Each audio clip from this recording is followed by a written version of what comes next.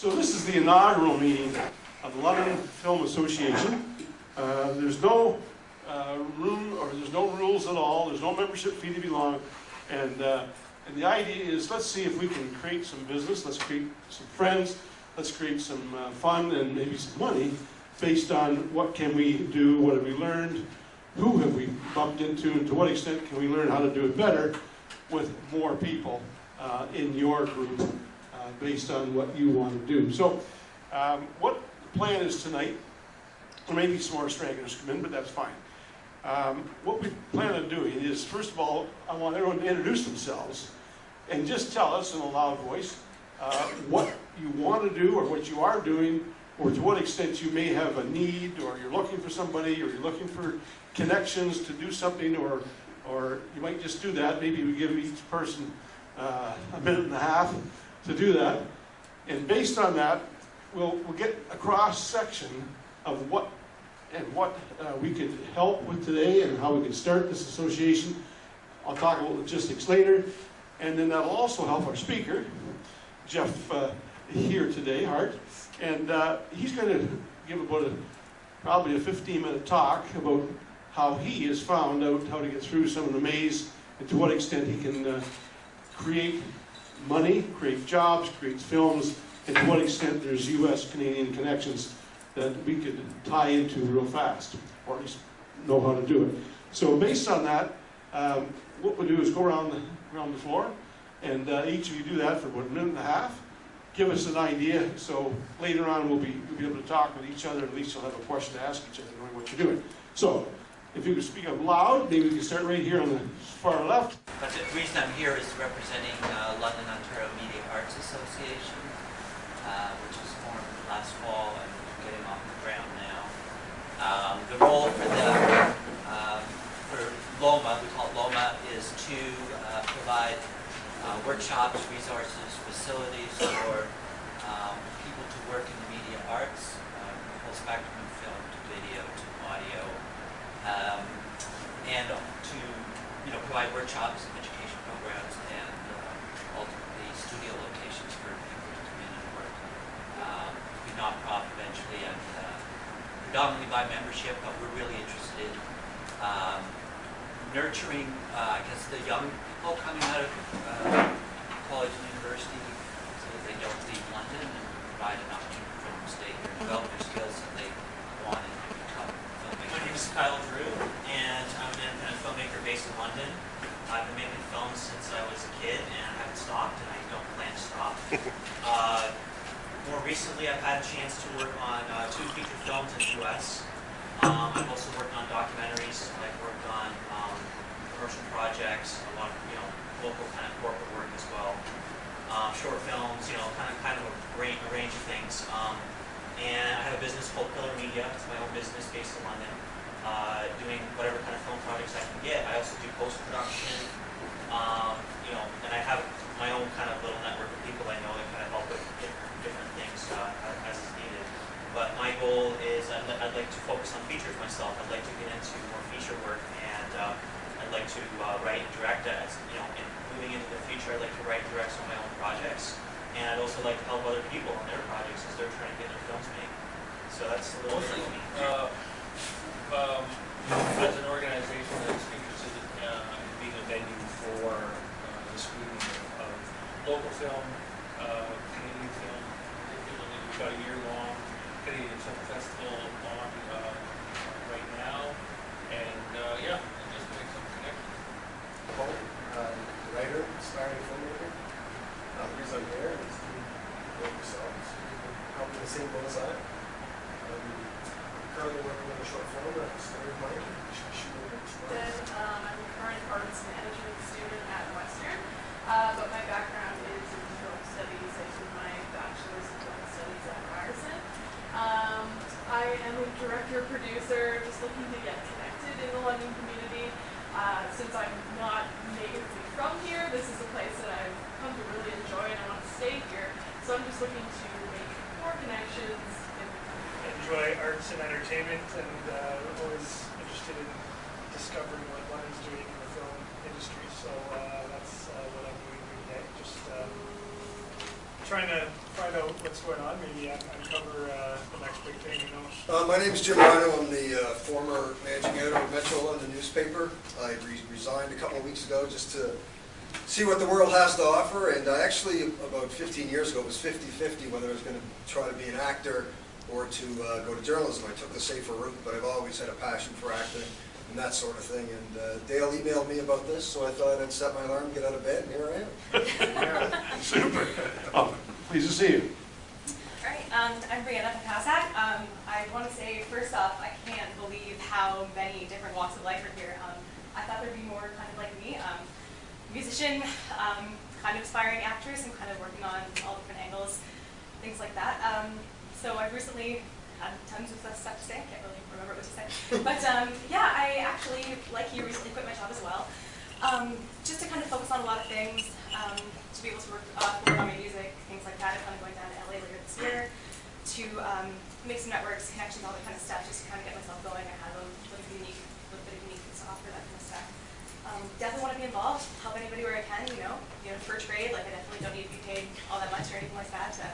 That's kind of cool, and you know, I don't know what I was going to say, but it's nice to meet all of you guys, and I'm sure that we'll talk. My name is Fern Tran, and I am the owner and operator of FMT Communication and Public Relations. I am a PR specialist, and an area of focus that I have is in unit publicity for film. I graduated. For the last few months, I've just been working odd jobs, just trying to pay bills and stuff. So right now, I'm really looking forward to getting back into the industry, back into filmmaking. I've done a bit of acting on the side, and so yeah, I'm just excited to be here. Super. Well, welcome. I'm Tyler LePage. I'm also a graduate from the AFM program at FASHA. I'm a general freelance filmmaker right now, focusing mainly on like script supervising. I was on the two films that Brian worked on. For Kingdom Come, I was script supervisor, and the one before that, I was set continuity. Right now, I'm kind of just doing random odd jobs around like filmmaking. I've got a post-production job happening. And before I went to AFM, I was actually I went to university for IT, so I have a bachelor in that. So I'm a computer guy as well. My name is Toby Sachs, and I'm an independent filmmaker. I have over 20 years of experience in the film industry. Came from Toronto. I worked in film finance. I left E1 Communications in 2009 to come to advanced filmmaking. Graduated. I'm now a professor at FASHA. I'm also an internship coordinator. I had the privilege of working with those three gentlemen, young men over there, helping them find internships last summer. So I'm teaching business and media, but I'm also, in the last 2 years, I've been making efforts to develop projects. One of the things I want to do is, I think we need a series in London. We need a television series in London, and we need a series that will be successful and will have at least 3 seasons, so that we can really develop a strong working crew, a dedicated film crew that can, on off seasons, because it's a great location.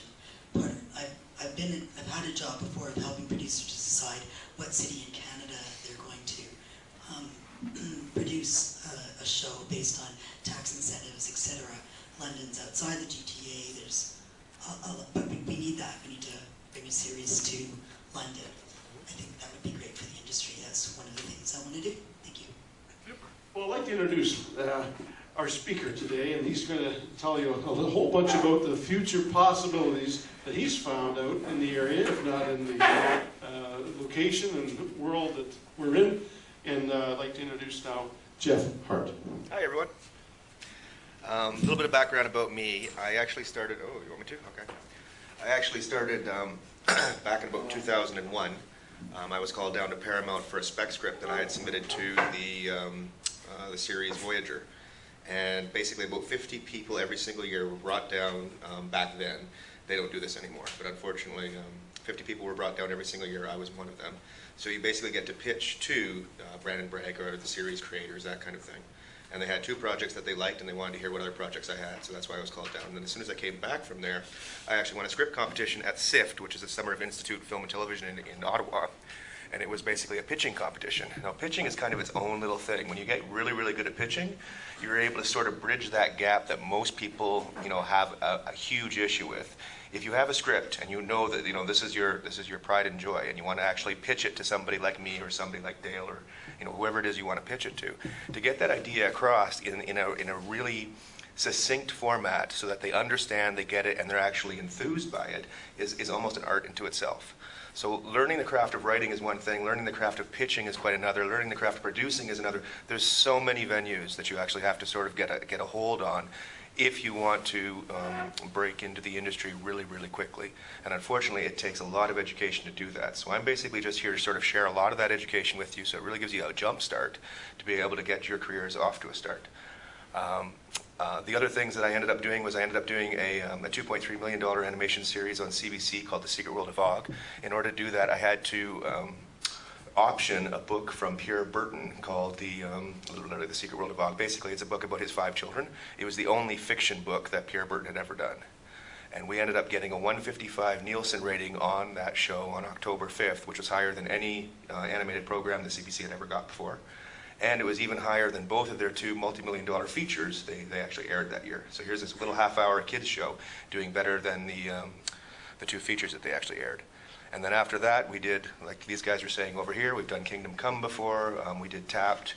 So there's a lot that's actually been going on in London that many people don't really know about. There's a lot going on in the video gaming industry. There's a lot going on in the music industry. I mean, this is actually an arts town, although no one really thinks of it like that. And I think the idea of an association is to sort of, get like minds together to see, who is in town. Because oddly enough, as much as I've been here for at least 13 years, I don't know everybody. I had no idea about many of the names that actually cropped up here. And that's just the way it is, really. If you go to Toronto, you'll find the same thing. If you go to anywhere, you'll find the same thing. But London specifically has almost a very, very, almost like a gap in regards to actual communication between all the individuals who are artistic in nature. I think from what I heard from around the room, I might want to start off sort of on the writing front. Because to my mind, if you're going to finance anything, really what it comes down to, it's not a matter of finding financiers. It's a matter of finding a project that financiers are going to want to fund. And what financiers are most interested in is, how much money they're going to make on the investment that they actually put into it. So in my mind, if you actually work on the project and you get the project to where it needs to be, that's going to be your biggest boon for being able to break into the industry as quickly as possible and to gain notoriety for yourself. When I went out and I optioned Pierre Burton's Secret World of Og, I did it because for the last 40 years, this book has been in print. It keeps getting redone, and I had it read to me when I was a kid, and I knew I laughed my ass off, at the characters, etc., etc. So I knew how much I enjoyed it as a kid, and that's why I went out and did it. To find other material like that, if you're not a writer, you can easily go out and do what I did, which is to option something from somebody that has actually produced something, whether it be a book, whether it be an idea, whether it be a treatment, whatever the case may be. But to have that property, to have that what we call IP, the intellectual property, is sort of the key thing to start the whole process. And it has to be something that's going to be notable to an individual, and you have to be able to pitch it to an individual to be able to get them to finance it. Yes?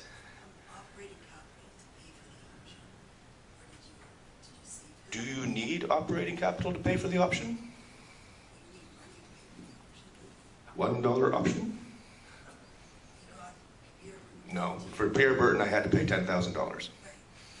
But in some cases, I have option projects of my own for $1 simply because I like the filmmaker and I thought I wanted to give them a chance, and therefore I let them turn around. Sevmar in Toronto actually has one of my projects right now called Bad Fortune, which was a $1 option.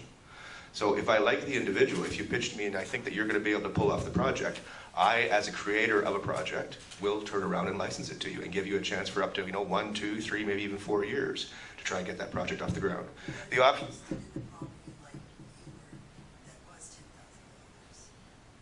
Then you have to go out and you have to raise the financing to be able to do it. And you approach the investor with the actual book that you wish to option, and you say, here is my plan, here's how I'm going to do it. I'm not going to get into the sort of the larger portions of finance in order to how to sort of prove to investor that it's actually going to make back money. In a lot of ways, I think you can approach some individuals and just say, take a look at this book, see how long it's been around, don't you think this would be a good idea? And together you work on figuring out exactly how to, reach all the milestone points. To go through that kind of thing, it's going to take a lot more than what I've got here for time-wise to be able to do it. What I really want to try and get across is there's a huge amount of resources that are available that a lot of people don't know about. And so to get sort of the best project off the ground that you can, you have to know, A, what other scripts look like. So when you said you had taken a look at the Kingdom Come script and you had taken a look at other scripts, that's the kind of thing that I mean. Now those are 2 scripts that were produced here in London, but if you actually go on this database, you'll find scripts that are on pretty much every movie that's been out there, at least about 50% of the movies that have been out there. And if you don't want to go, if you can't find it on Simply Scripts, there's another script place called Drew's Scriptorama, and if you do a Google search for it, it'll come up right away. Both of these places have scripts online. Now you have to be careful because not all the scripts are, they're not all actual scripts. Some of them are teleplays, so somebody's actually listened to every single line and literally written it all down. You'll be able to tell the difference between a teleplay and a script, though. It's pretty easy to actually tell once you start reading through these things. But those are 2 script places where you're able to actually find real scripts to get a real flair for how the drama, or sorry, how the writing of it goes. And then, once you have a project, has anybody heard of Movie Bites? Movie Bites lists every single contest all across North America and sometimes over in overseas as well. Movie Bites is the website that basically, if you wanted to enter into a contest, it will be listed on there. It will tell you everything that you need to know. It's a great resource. Been around for years. The biggest script sites or biggest contests that are out there right now are probably Nichols, Chesterfield, and maybe something like Austin, something along those lines. Nichols is actually run by the Academy Foundation, the same guys that do the Oscars. Chesterfield was run by Paramount and Spielberg at one time. I forget who's actually got it now. And Austin, all of these 3 have basically had films that have been made into big, literally like tentpole projects. In one case with Austin, it was Excess Baggage with Alicia Silverstone, and also Breakthrough with Kurt Russell. There's Air Force One was one of the Nichols winners. Chesterfield's had a few as well. If you go on the websites, you can see. So if you have a project and you want to test it with the industry before you go and actually pitch it to whoever it is that you're going to pitch it to, you can run it through a contest and see how well you do. And in some cases, you'll only get like top, 10%. Sometimes you'll get in the quarterfinalists, but it'll be a way of gauging. The other way of gauging is to create a small association amongst yourselves and just have other people read it. I mean, it's amazing how much objectivity you'll get back from somebody when they just simply read your script, especially if they're in the industry. So I do I'm a big fan of that. There was one group down in the States who was, they actually did the film Entrapment, and what the individual did was he basically was a showrunner, kind of like a TV specialist, a showrunner who turned around and created an organization of a bunch of writers that read a single script or worked on a single script, and Entrapment was the first one that they put out there. And the studios thought this was a wonderful idea, because the studios know if a whole bunch of writers get a chance to look at something, it's just going to make it better and better and better and better. That's the way the series television works. A showrunner sits down with his entire group of writers, and together they write The Simpsons, or whatever. So they'll create the arc for the series, they'll create every single episode, they'll help work on every single episode, but each individual writer has sort of a control over their episode. That's usually how it goes. For people who maybe don't know, imdb.com is another great resource. Most people will know that one, but there might be somebody in the music industry or the acting industry that didn't notice it, didn't know about it. IMDb is kind of an industry resource that everyone goes to whenever they want to find out about a production company, about a project, about a movie, where an actual project is in development, that sort of thing, and about actors. And then the last one I'm going to put up, this one's going to be one that you're going to have to come up here and actually write down, but Playback Magazine. Has anybody ever heard of that? A few people have heard about it. Playback is like our our version of Variety magazine, or our version of the Hollywood Reporter. But in Playback magazine, twice every year they actually publish a list of all the production companies that are currently in Canada, how much they actually produced, how much they put out in development. So using this as a resource, you're able to actually target certain companies to figure out who I want to pitch to. Because if they put lots of money into development, that's probably a better one to pitch to than maybe someone that hasn't. And then the other thing you need to do in the industry is basically, go to industry events and rub shoulders with people. Because if anybody in this room were to come up and pitch me right now, I would be kind of lukewarm on whatever you pitched me. Again, unless you're an expert pitcher, I can't get the gist of what your full story is. I can't get the gist of 100 pages in the few minutes that you have to actually talk to me. But if I get to know you, and I get to work with you, and I get to, converse with you, eventually I'm going to, have a respect for you to be able to take a look at the project in more detail. Rubbing shoulders is huge in the industry, and that's why you see all these TIFFs and all these, industry events that you can go to do a lot of that. Rub shoulders with people, you get to know people, especially if you're in the actress field or actor field.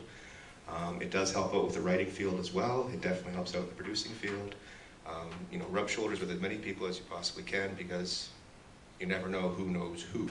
And sometimes that's exactly the connection that you're looking for. The Playback magazine, just to give you an idea.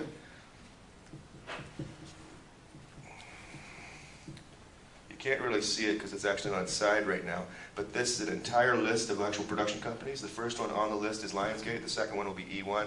Muse Entertainment is about 5 down. It gives you an idea of kind of who are the big players in the Canadian industry. And that's just the Canadian industry. Then there's the whole US industry that you can figure out as well if you want to. For actors, it's sometimes a nice thing to actually be able to work on the other side of the camera, because you'd be surprised how many times, if you're working as a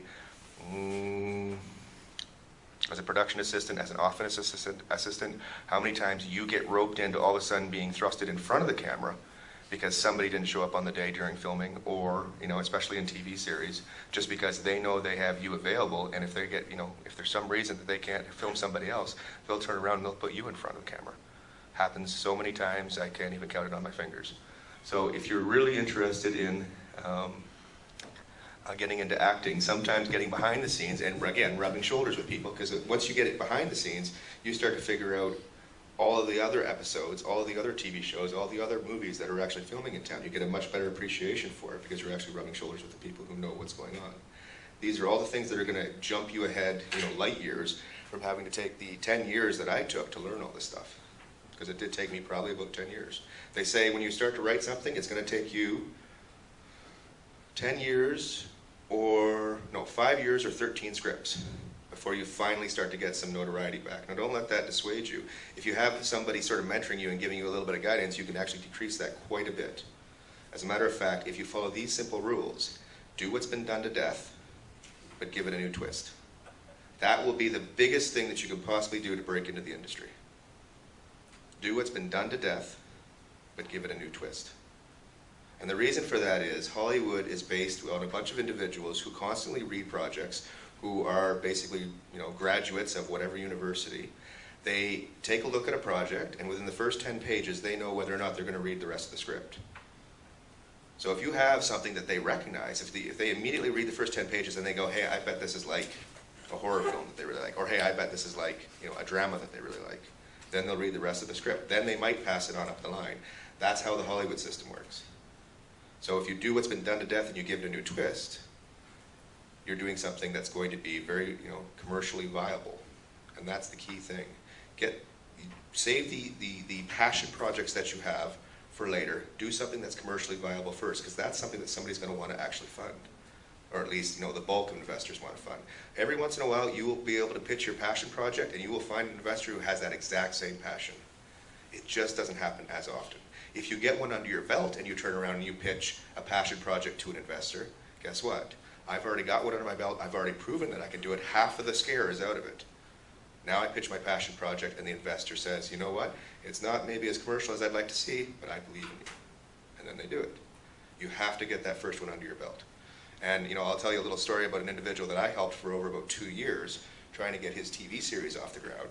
I actually got him aligned with, like literally signed up with, William Morris Endeavor down in the States.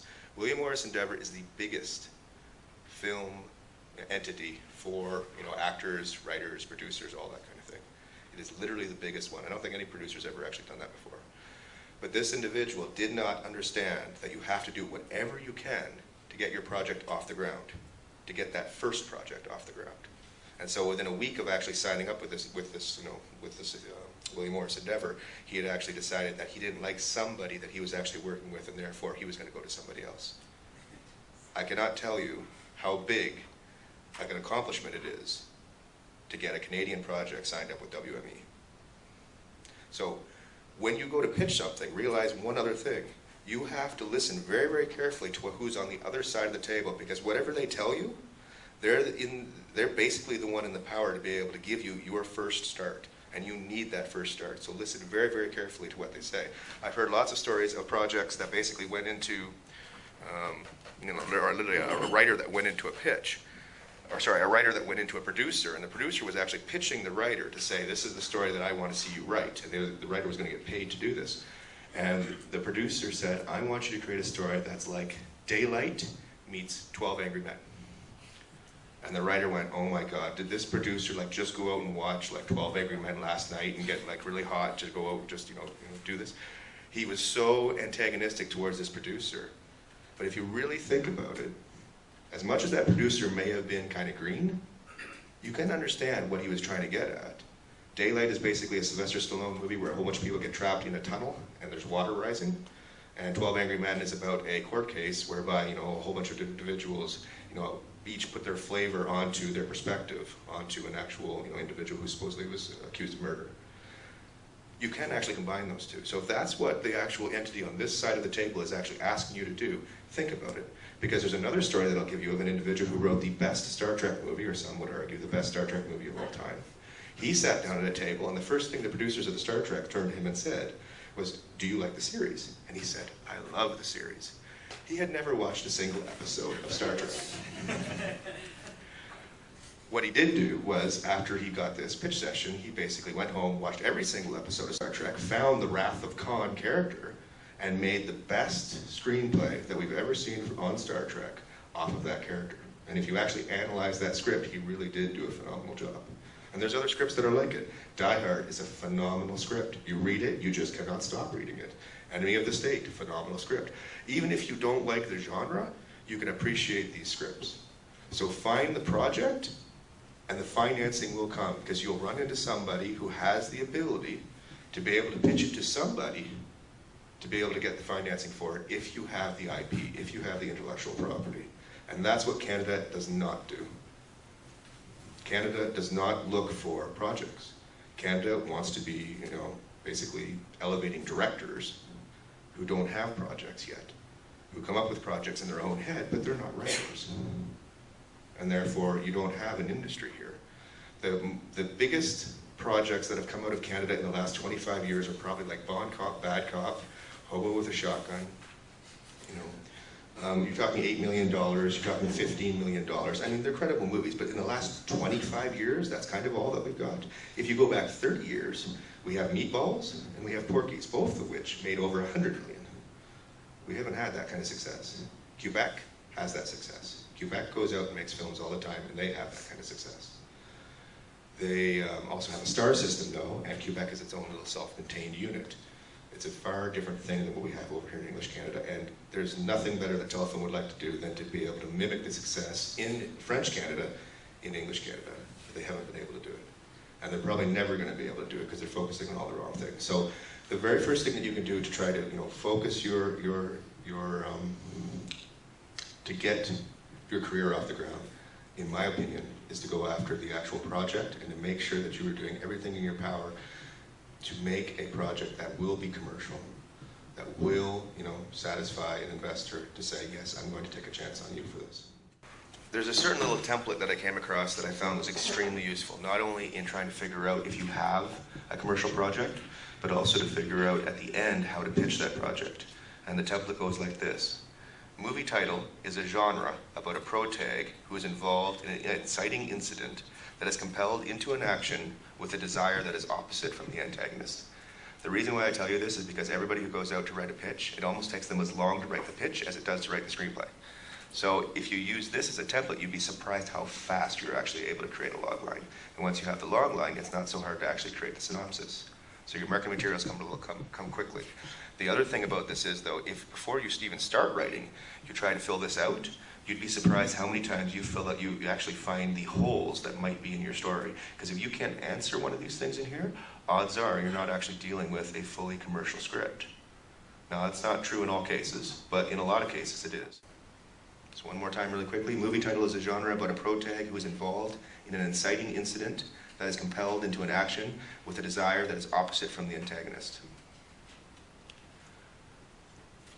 Raiders of the Lost Ark is about a swashbuckling antiquities dealer who must stop Nazi Germany from obtaining the Ark of the Covenant or else the German army will become invincible. That's the actual log line for Indiana Jones. Now, swashbuckling antiquities dealer? Maybe, you know, embellishing a little bit there, but you know, you get the gist of it. And by all means embellish inside of a log line, because you want to make your log line as enticing as possible. And if it is enticing, it's going to work for you. People will read the script, or at least they'll read the first 10 pages. And here's another secret in the industry. Make sure your first 10 pages are action-packed. Make sure that there's definitely something, a question, or action enough, something that's going to drive the script forward, that somebody wants to keep reading after page 10. Or even after page 2, they're saying nowadays. Sometimes it's to that degree if you're going to try and pitch to Hollywood, because there's that many scripts being literally shot forth to Hollywood and inundating Hollywood. And just because you get a script off the ground doesn't necessarily mean that it's going to go into production. There's an entire list of scripts called the blacklist.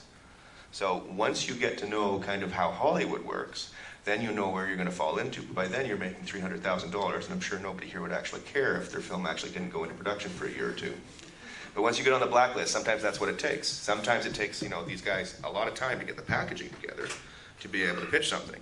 And if you want to have an entire university education on everything to know about Hollywood, wordplayer.com.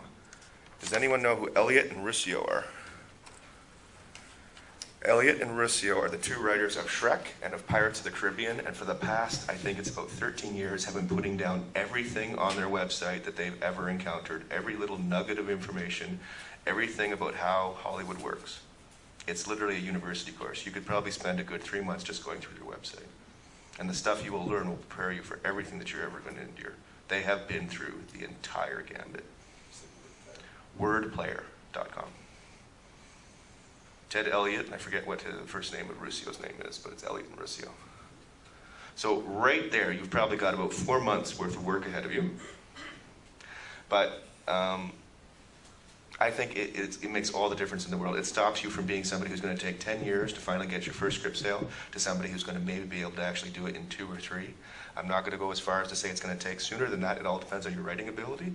But you have to realize, too, writing ability is something that is learned. It's not necessarily, especially in screenwriting, it's not something that you have to be born with. Acting ability, same thing. It is something that's learned. To some degree, you know, acting ability, innate acting ability definitely helps. But if you spend $10,000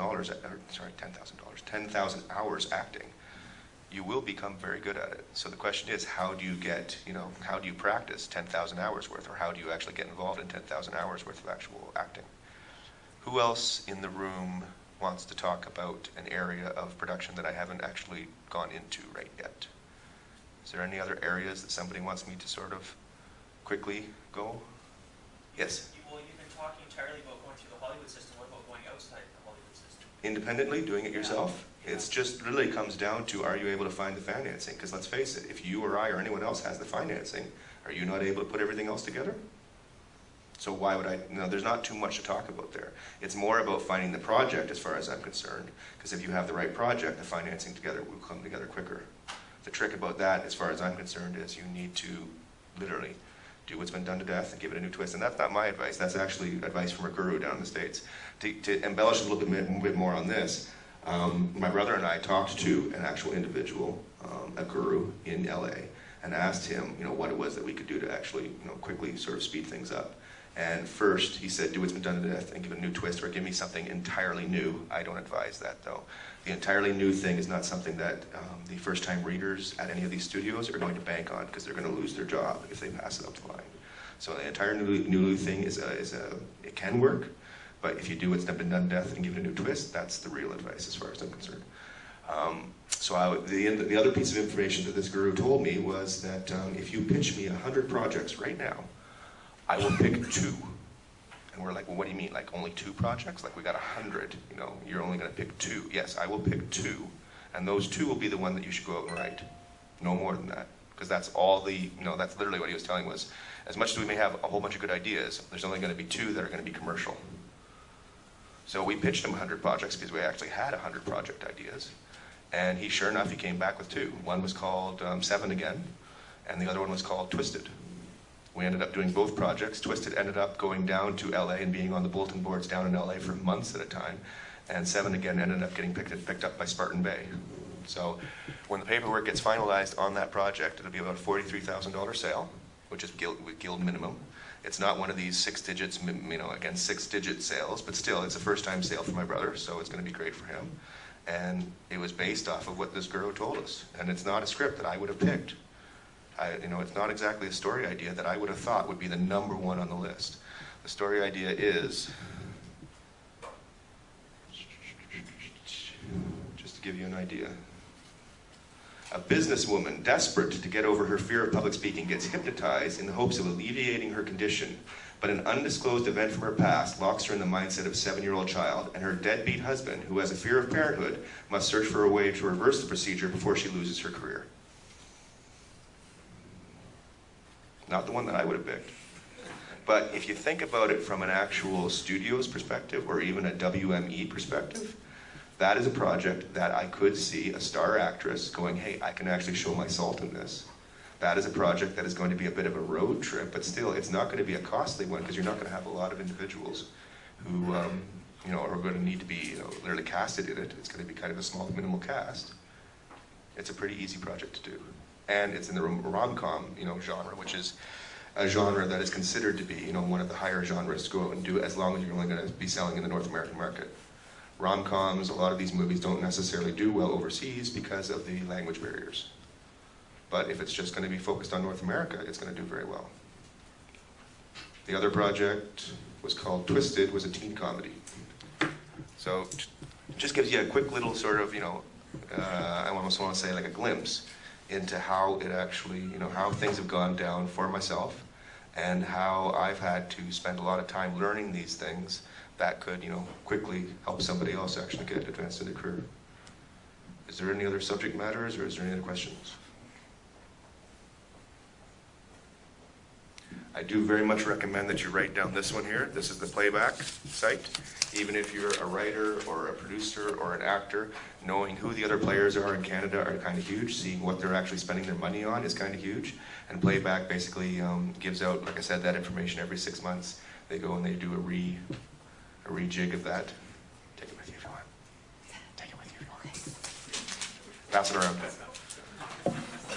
Is there any other of these things that anybody did not hear about that they want to have, you know, me read out?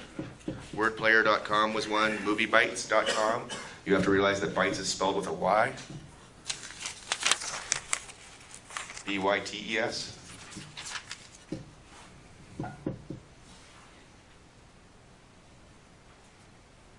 Give us your suggestion of how we could start the association to start doing a movie. How would you do this? Start the project? Any idea how? This association was to start a movie right here today.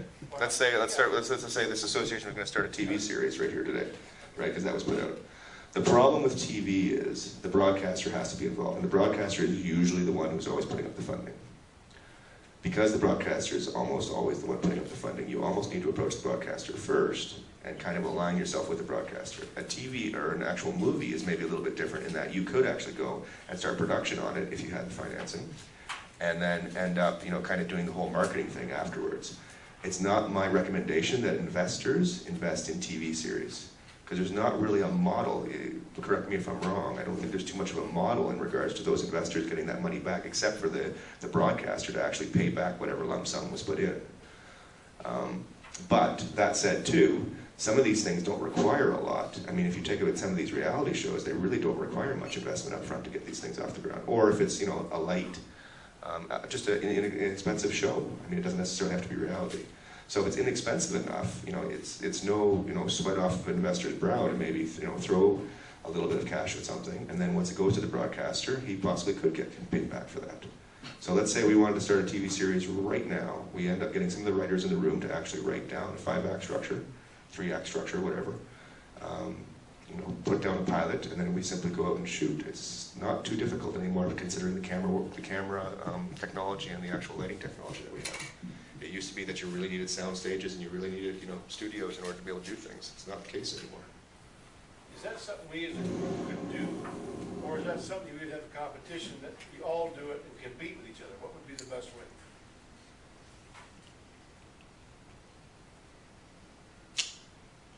problem in this industry is the competition factor. There's a lot of individuals who will fight with one another to say, we don't want to see somebody else start on a project because we want to be the only ones in town. To me, that is absolute, utter foolishness. Every single time a project gets off the ground, the ancillary benefits from that project go to help out every single other project in that geographic area. Every single contact that is made, every single shoulder that is rubbed goes to help the other individuals if they approach that company and say, hey, I heard you contacted so-and-so. What was it like? Did they treat you fairly? I'd like to pitch them a project. Do you mind if I get their contact information? Or do you mind if you become the sales agent and you help to sell that project and I'll give you a few points for doing so? There's lots of different ways that these things can be worked. What you need is, you need a, I want to call it, imagine Canada is a bit like a desert. We need an oasis. We need somebody to actually start the process to create the actual spot where the watering ground is going to be, and then everything builds from that. And until you have that, so to get back to your question, I think it would be a single entity that goes out and basically suggests a project. A bunch of other individuals who believe in that project jump on board, and that group would actually build it. It wouldn't be that the entire association would be obligated to work on a single project. I think that's a mistake. I've seen that happen before. It usually doesn't pan out. But if somebody comes up with a project and says, hey, this is what I'm doing, who wants to assist on it, that happens all the time, and that usually always works out. As long as you know what you're getting involved with, how much time you're going to donate, and you're not being asked to do more than what you'd be willing to do, then it always works. And the more of those projects that succeed, the better off they're going to be. And whether or not they succeed usually comes down to leadership from the knowledge of the individual that's actually at the head of it. And that's something that Canada also doesn't have. We do not have experienced producers. We do not have people that have the contacts to be able to get things down to the spots whereby they can reach distribution. We're starting to get that now. There's a few players in town that definitely have that ability now. But I would say even as much as 4 years ago, there'd be almost nobody in town that was able to achieve anything. The fact that I got WME is like off the charts. It's like, how do you go from like nothing to WME? But if you make enough connections, I basically went doop, doop, doop, doop, doop, and I got to WME. Rubbing shoulders, that's the key. Sorry, I thought I saw that. Okay, let's say you've written your scripts, you've Yes. written 13 drafts, Sure. you've had your writer friends review it, edit it, give you feedback, you've revised it, you think it's really, really strong, you've studied story structure, all that, you've studied how to pitch, you've got your pitch ready, you've practiced it, you've done it to death, and you feel you're really, really strong place. You may not have a feature film of your own under your belt as something to impress investors with. If you have all that, if you're that far in the process, what is the step? Do you have to get an agent or something to be able to solicit your script to the studios, or do you go to the studios, or who do you go to at that point? You can try going to the studios by all means, or you can try going to independent producers. In a lot of cases, if it's broadcast is going to tell you, we need to put you in touch with an executive producer that we trust. A lot of the investors, a lot of the actual studios will turn around and say, we need to put you, in league with an individual that that we trust. And in a lot of cases, there'll be a collaboration that happens at that point. So the best thing that you can do is to try and get somebody who is going to be who is going to validate your script. Somebody that whoever it is that you're pitching to trusts. So whether that be your teacher at your Fanshawe College, or whether that be somebody that's at Sheridan, or somebody in Toronto, or somebody that has a connection to whoever it is you're going to pitch to, get their validation, right? Because when it comes from two sources, it comes from you and it comes from somebody that I know that I trust that says, hey, you should take a look at this. That's when I read it. I'll have 15 of the things, literally on my desk from other people that have sent to me that I haven't read yet. But that's the one I'll read because it came from somebody that I trusted. So, this follow-up question: when you approached the writer of the book that you did the episode on, did you pitch to him the author directly, or how did you go about that? Technically, I pitched to the author directly. In reality, it was actually the business manager. The business manager turned around and brought it to Pierre Burton for the first, whole round of negotiations. I didn't even meet with Pierre. And then after about, halfway through, or maybe 3/4 of the way, the first round, then that's when I finally got to meet the man. So, did you personally just contact his manager, or how did you get that contact? I basically found out the manager's, I found out the manager's contact information and just literally cold contacted them. See, the other problem with The Secret World of Og was it had actually been done as an ABC series back in 1983. So because ABC Television had actually done it as a series, the thought was that the rights would not be available. The problem is, or sorry, the good thing is in Canadian law, rights revert back over a certain period of time. So if the last air date is long enough away, then the rights revert back to the writer, which is why I was able to actually do this. And there was a lot of individuals who said, don't you even try and do this. Like, I don't even know what you're thinking. You know, you're never going to get this thing off the ground in London, Ontario. Well, I not only got it off the ground, it ended up being a $2.3 million series, and ABC Television had no problem with it. They turned around, they relaunched their 1983 series, and it was win-win for everybody. Again, there's not a lot of competition here when you really get down to it. The competition can only happen if investors here and two individuals with two projects are pitching the exact same investor. Do you have any idea how many investors are in this town? Potential investors. The odds of even crossing lines is small. So again, I find the competition fear to be very, very foolish. There's a hell of a lot more to benefit from being able to help one another. Make sense?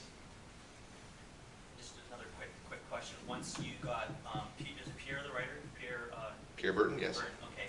Once you got him on board, was it much easier from there on to get? You said ABC was the broadcast. CBC. CBC was how difficult was it going from there to the studio? Took 3 years. Okay. 3 years of me beating CBC over the head to say this is a Canadian project. It's one of our premier writers. It's a project that's been around for the last 40 years. We should be doing this as a series. Now, if I had known the individual who was the head of CBC, who I eventually got to know because I had been pitching her for 3 years, if I had known her right off the start, it probably would have happened right away. Again, I didn't have the knowledge to go and rub shoulders with her. What I could have done is literally spent 2 weeks down in Toronto and just hang out in that cafe, and every time she was down, talk to her about the project. That actually would have done it. Because when she heard that I went to the CRTC and got 100% confirmation that this project was 100% Canadian, I got the phone call the next day. I didn't realize that was her problem. She was kind of unaware of the project. She didn't know who Pierre Burton was, or maybe she didn't know, that this is a famous writer that wrote this fiction novel. She just didn't know. So if I had been talking to her, almost a friendly capacity, that information probably would have came out. Otherwise, it took 3 years. So again, trying to help you guys to sort of, bypass some of the problems that I ran into. Because if I had gotten the project off the ground 3 years ago, there would have been 72 episodes made of Secret World of Og instead of 9. What ended up happening was 9 episodes in, they ended up saying that they had a cash crunch because the budget was being slashed, and the first thing they were going to knock out was children's, because children's wasn't paying anything because they don't actually air commercials in children's. So because of that, we went down to 9 episodes, and then never got renewed for another batch of stuff. But still, even with 9 episodes, it was $2.3 million. If I had gone on earlier, it probably would have been at least a full season. To reach syndication, you usually need a batch of 26. Things are changing in the industry. Sometimes you'll see batches of 12 times 2 equaling 24, or even 10 or 11 equaling 22. The distribution models are slowly changing, so sometimes you can get away with that. But syndication is the goal if you're going into television. You want to reach that syndicated amount so that you can actually sell the territories. You got a question, come on. Now? Any sort of TV or movie show that I've seen where someone sells a script, it's kind of a recurring theme where it's vastly different, the final version. Can you talk a little bit about that? Is that common in the industry where you have, as you to use your phrase, a passion project, and then by the time it comes around, there's been so many rewrites that it's almost unrecognizable? Well, here's the thing. Again, you're trying to get your first one off the ground no matter what, right? So don't worry too much about the rewrites. But if you're dealing with television, what ends up happening is every single TV series will have maybe 2 or maybe 3 episodes that they allow outside writers to write, not house writers. House writers are the ones that are inside the actual production company that are currently, writing every single episode. Maybe 2 or 3 from outside writers. Those 2 or 3 from the outside, once you give them your pilot script, they will turn around and they will edit it to make sure that it conforms to whatever kind of series arc they're dealing with. Sure. They have to. Yeah. It has to conform to their series arc. An independent movie, something along those lines, they'll turn around, they'll basically make you sign a contract that allows them to make adjustments to the script and take away your moral ability or your moral rights to be able to say, no, I want it to be more like this.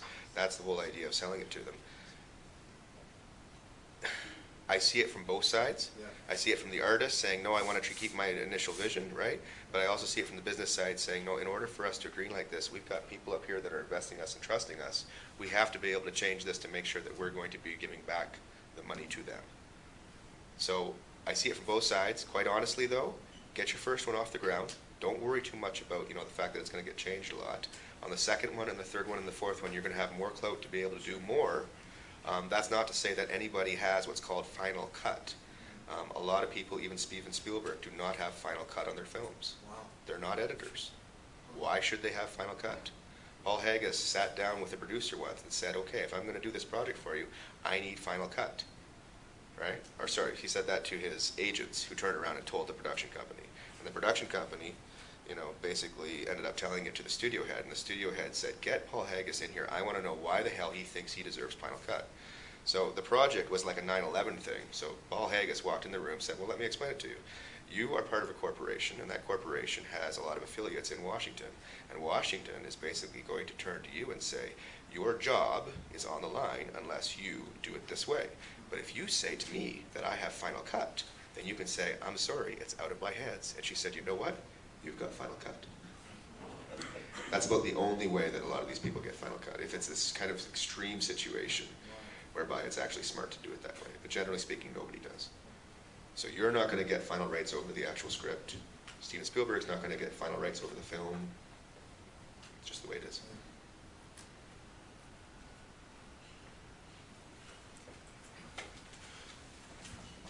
Let's Tam, this is the man. I'm thinking about, I want to break and let you talk, but two things before that. What I'm hearing here is to start doing and start making a film. I'm seeing some of you out there looking for a job, looking at what can we do, what can we do things with no money. I'm looking at maybe 3 scripts. If we could come up next month, let's say we have a monthly meeting, come up with a script, 3 of them. Wouldn't that be interesting? Because we've got to look at some of these email locations. We've got to start thinking about what we're doing and to what extent we may be able to track some money. So I think that would be an interesting project, instead of just coming together and we talk about what we could do next month after that. So I would like to throw that out as an idea. Let's come up with 3. Maybe your own project, maybe one you take a look at, one you might want to do in 20 years, but maybe we can move it ahead faster. As a project, as a group, to kind of help each other, just do something, and maybe we can have a film, some people in town which have different competitions, maybe we find some money to do a 15-minute video in a period of a year, and by the way, we have a prize for that. We got the chap from Museum London, he's prepared to even provide some funding for some of this stuff, and there's other groups around town, so from that standpoint, I can bring something to the party with opening a whole bunch of doors. So there's a thought. So to make this happen, I think we have to have some formalities of what will we do and to what extent, how do we run it, and to who's going to do what, and who's president and all that stuff. But I would say if we could identify 3 people here tonight and say, I will help, at least start a formulation of how we can talk together, how we can get the message out, how we can have a speaker and do topics at the next meeting to see if we can kind of get some excitement happening. And so I would entertain that nominations from just 3 people that would help get things going. I don't mind being involved with it for starting, but I don't plan on being even knowing what to do. But I think we can make some things happen here, and you guys then make it happen. And if we have 3 times the number of people in the room, we're all working together. We're all utilizing our talents. We're utilizing opportunities of the city and finding out with talent like we have here, how do we make it even better? So is that an idea? Is anyone against that premise to start something? I got all your emails, give me all that, and so we can connect that way, because we may not be able to get press coverage every time we have a meeting. But on the other hand, if we have some type of an organization starting itself, so that we have someone that has a homepage and can do a homepage and can take care of a homepage and can do Twitter and be able to answer Twitters. I don't see myself being that person, but but some may know what to say when they have a Twitter. So I think some of that's about how I'd start to put it together. So can we have 3 hands that would agree to help, at least get the thing organized? 1, I'll help something. I 2, don't know what I can 3, do, but I'll help. 4, maybe even 5. Great.